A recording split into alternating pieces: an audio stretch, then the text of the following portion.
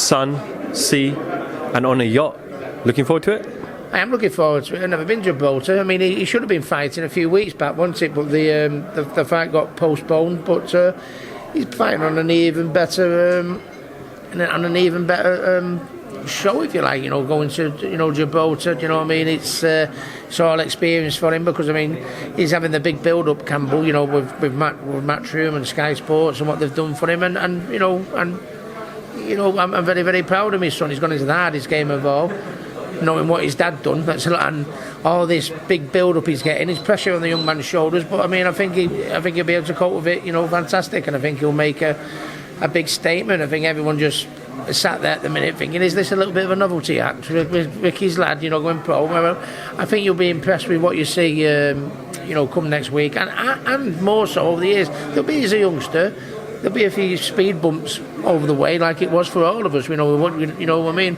And with him being so young and inexperienced, there'll be a couple of speed bumps over the way. But ultimately, he'll get to where I got. Yeah.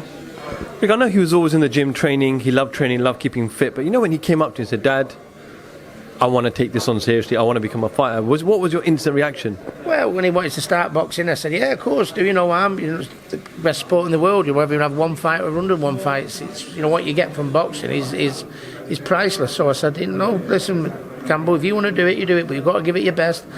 And then just seeing him mature as an amateur, as a novice amateur, and then he won like a novice title and won a few, lost a few, and then he started improving towards, and certainly in the last couple of years when I thought he might be able to go pro. And Campbell was always, "I'll make a better pro than an amateur." I said, "Yeah, I will," but I said, "You're not going pro yet because you're not quite polished enough. You're not quite got the fundamentals right. You know, you've got a few things you've got to clean up a little bit first." And every time I've said something to him, he's took it on board and listened to everything I said, and I think that's being able to, there's one thing having the talent or not having the talent. You've got to be able to carry the advice through, and I was very fortunate to do that. It wasn't my abilities. I worked hard and listened to Billy, and I wasn't the most talented, but I listened. I had my game plan right. I dedicated myself. I got the best I could from me, and I think Campbell's very much the same.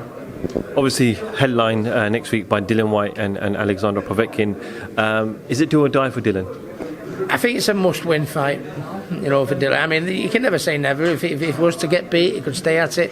I've no doubt Eddie would give him another shout. That's what Eddie's all about. What he's proved with fighters time after time again, and Dillian happens to be one of them. He got him straight back in there, didn't he? It was a rematch, but I mean, it was a heavy knockout defeat, wasn't it?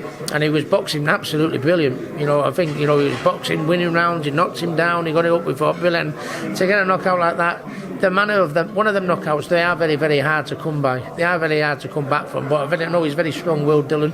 I've no doubt he will come back. I'm confident he's going to win. But if he was to get beat and he was to get stopped again, I mean, I think David Price was a prime example, wasn't he? He got beat that first time. He got stopped and he just could never get it back. And I think if Dillian comes back, I think his confidence will go through the roof. Having say he stops him, having been stopped himself, to stop him again, confidence will be at an all-time high for Dillian, and then he can still go on then and achieve what he always hoped for, which is hopefully what he always dreamt of, hopefully a world title. But if he was to get beat, and if it was a heavy defeat, another knockout defeat again, sadly, I think I have to say, Dillian, you've had a good career, but that might be the end of it. Sometimes you think while you're in camp and training that you're in a good place, but sometimes you need to get into that ring under those lights to realise, are those demons really gone? It's hard, it's an hard game, boxing, to be honest with you. I mean, when I got beat by Floyd Mayweather and I fought a fella called Juan Lascano next, your first fight back from a defeat and a knockout, every time he hit me, I felt like he wobbled me, and he didn't. That's what I had in my mind. That's the demon you've got to. That's the demon you've got to put behind you, if you like. So it's very, very hard coming back from a knockout defeat. But if you do come back, and you do come back with a vengeance, and if you do come back strong, the confidence goes through the roof. And I think that'll be the case.